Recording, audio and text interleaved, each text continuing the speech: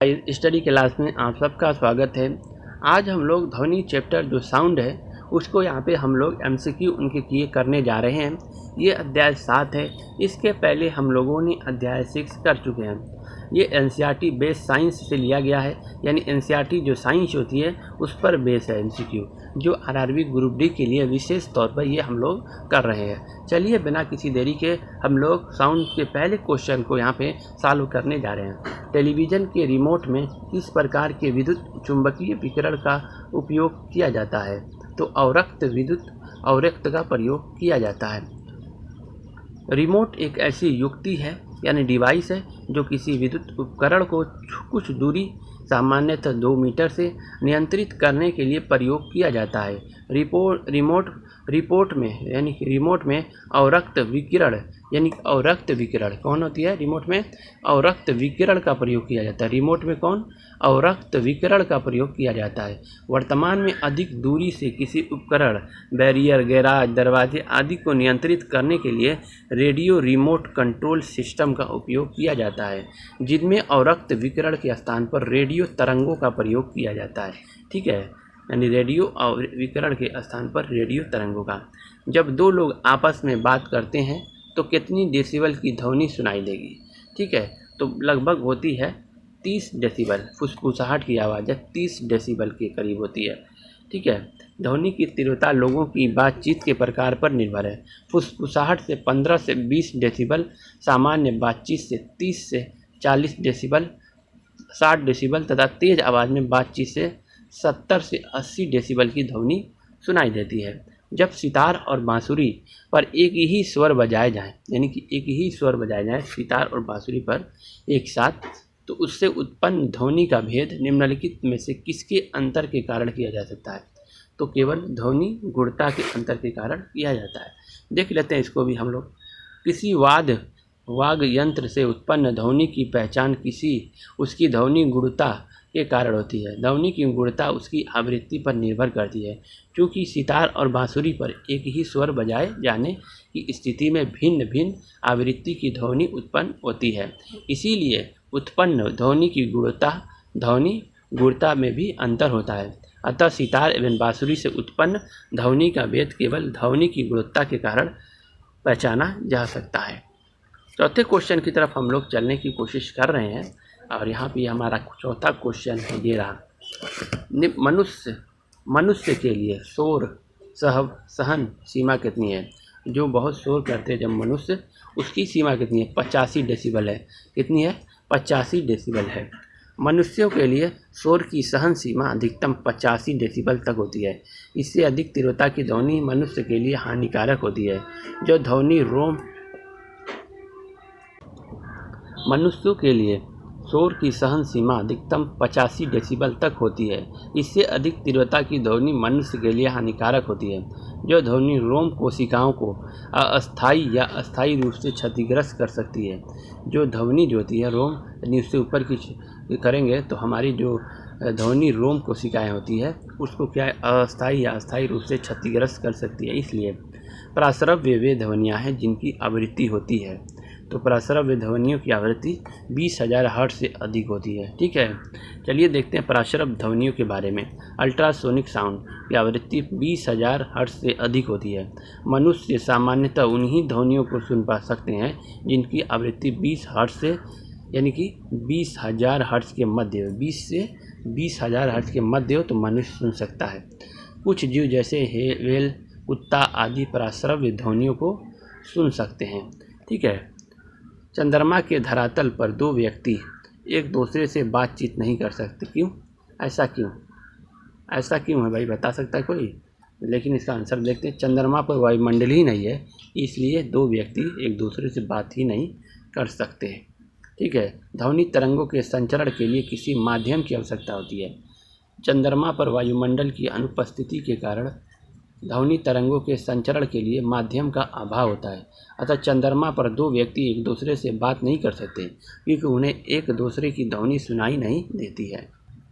यह रहा 7वां क्वेश्चन, ये रहा हमारा। जब टीवी स्विच ऑन किया जाता है तो क्या होता है?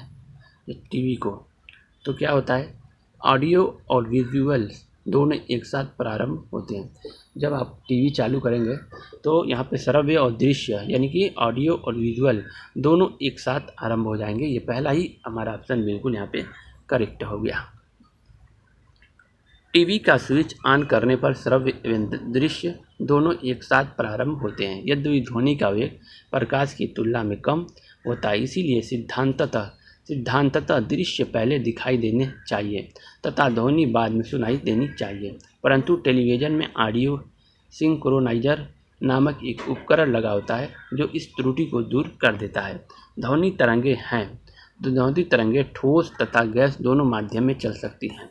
यानी ऑप्शन के अकॉर्डिंग ठोस, गैस, द्रव तीनों में चलती है, लेकिन यहाँ पे ठोस गैस दिया हुआ है।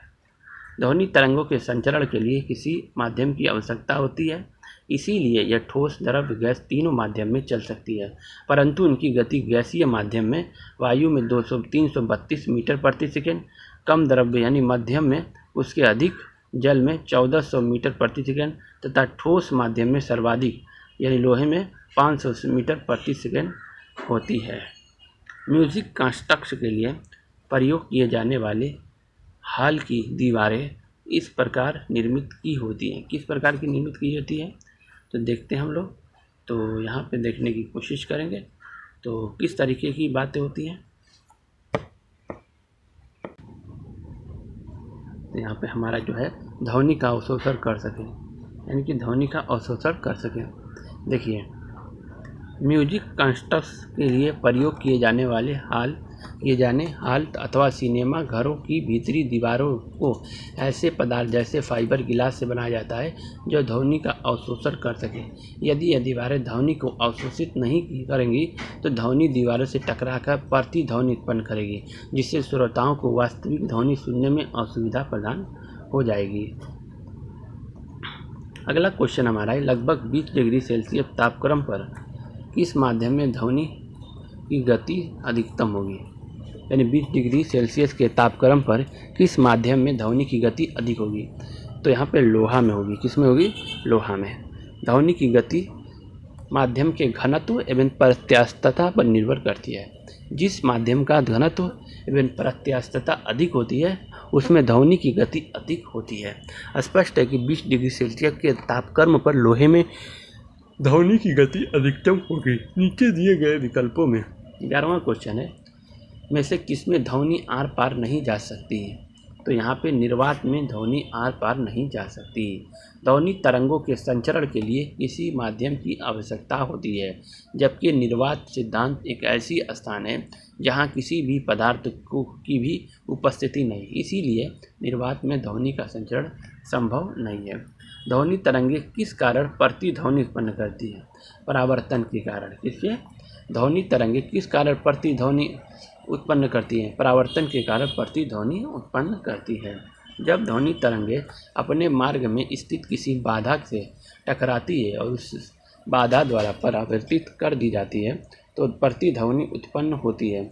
ध्वनि तरंगों के किसी वस्तु से टकराकर परावर्तित होने में कुछ समय लगता है, इसीलिए प्रतिध्वनि सदैव मूल ध्वनि से कुछ समय बाद सुनाई देती है।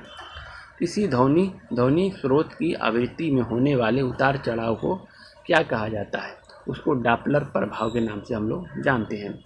जब श्रोता तथा ध्वनि स्रोत की सापेक्षिक गति के कारण ध्वनि तरंगों की आवृत्ति तरंगदैर्घ्य में परिवर्तन होता है तो यह डॉपलर प्रभाव कहलाता है। यही कारण है कि पास आई हुई एम्बुलेंस का सायरन अधिक तीव्र सुनाई देता है। यानी जो हमारे पास आती हुई एम्बुलेंस का सायरन अधिक तीव्र सुनाई देता है, जबकि दूर जाने पर उसकी ध्वनि अधिक सुनाई देती है। यानी डॉपलर प्रभाव क्या हुआ कि जब श्रोता तथा ध्वनि स्रोत की सापेक्षिक गति यानी रिलेटिव मोमेंट के कारण ध्वनि तरंगों की आवृत्ति एवं तरंगदैर्घ्य में परिवर्तन होता है, यही डॉपलर प्रभाव है। ये था हमारा साउंड का चैप्टर था और 7वां अध्याय हमारे यहाँ पे फिनिश होता हुआ। आगे हम लोग ग्रुप डी के लिए और भी सेशन लेते आते रहेंगे। और ये आपको वीडियो अच्छी लगे तो लाइक और शेयर कीजिए और दोस्तों से शेयर कीजिए। Thank you. जय हिंद।